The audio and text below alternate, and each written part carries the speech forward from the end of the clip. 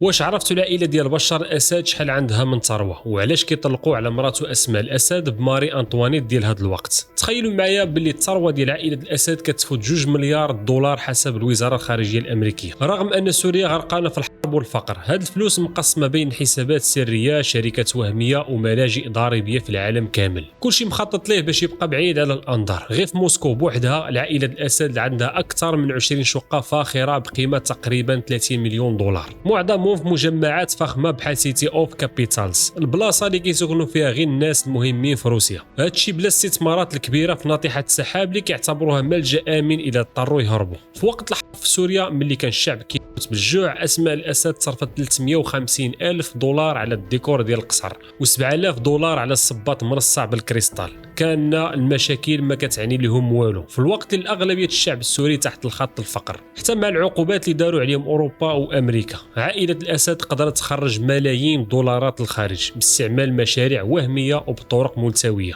وكانت اسماء كتستغل الجنسيه البريطانيه باش تتحايل على العقوبات قبل ما يجمدوا لها فلوسها ويمنعوها تدخل لندن. حتى الاب ديالها فواز الاخراس دخل في لائحه العقوبات حيت تهرب من الضرائب. الثروه ماشي غير فلوس وعقارات، راه شبكه معقده ديال العلاقات اللي بنوها بحذر طول السنين الحرب. كلشي كان تحضير لليوم اللي ممكن يتقلب عليهم. العائله ما شبعتش منه بالبلاد، ولكن استغلت الحرب لمصلحتها، من التحكم في الانترنت حتى المساعدات الانسانيه والماكله والموارد. اسماء الاسد اللي كانت معروفه بالاناقه ديالها وعلاقتها مع المشاهير ولات المحرك الرئيسي لاقتصاد النظام خلال الحرب، من تسيير اللجان الاجتماعيه والماليه حتى للتحكم في المساعدات الدوليه. لعبت دور كبير في الحفاظ على قوه النظام، وبكل جرأه قالت على راسها الديكتاتور الحقيقي. واحد الرساله تسربت في 2012، تسربوا وثائق وايميلات كيبينوا باللي اسماء الاسد كتصرف الالاف الدولارات على الصبابط ومجوهرات غاليه.